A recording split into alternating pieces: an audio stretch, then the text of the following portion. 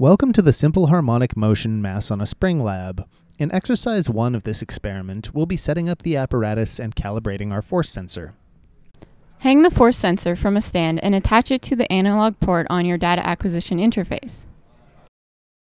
Hang a known mass from the sensor. Open Data Studio and select Create Experiment. Click the first analog jack and select Force Sensor. Set the sample rate to 250 Hz and the sensitivity to medium. Click Calibrate Sensors, and in the 0.1 section, enter the force in newtons that your known mass is exerting on the sensor. Click Read from Sensor. Replace the mass hanging from the sensor with a second known mass. In the 0.2 section, enter the force this mass exerts on the sensor, and click Read from Sensor and OK. In exercise 2, we'll be using the oscillations of a mass on a spring to determine its spring constant. Hang a spring from the force sensor and add a known mass. Displace the mass vertically to set the system in motion. Try to minimize horizontal motion. In Data Studio, double-click on Graph to create a force versus time graph.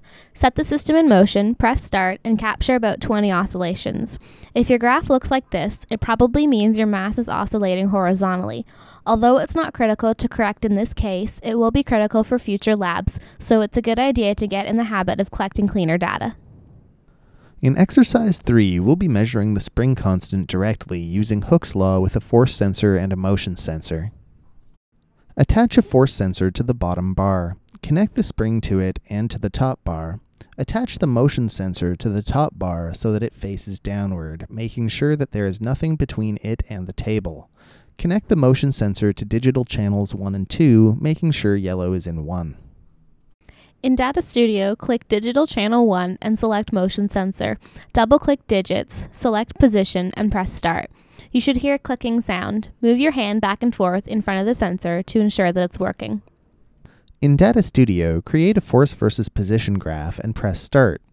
Press the Tear button on the force sensor, loosen the upper bar, and pull it upwards, stretching the spring.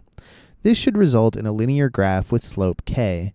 Note that if your force is negative or your graph is otherwise unsatisfactory, be sure that you properly calibrated your force sensor in exercise 1 and that you pressed Tear immediately before taking data.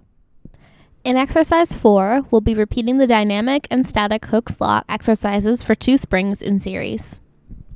Since we're already set up for the static Hooke's law experiment, we'll first replace the single spring with 2 springs in series.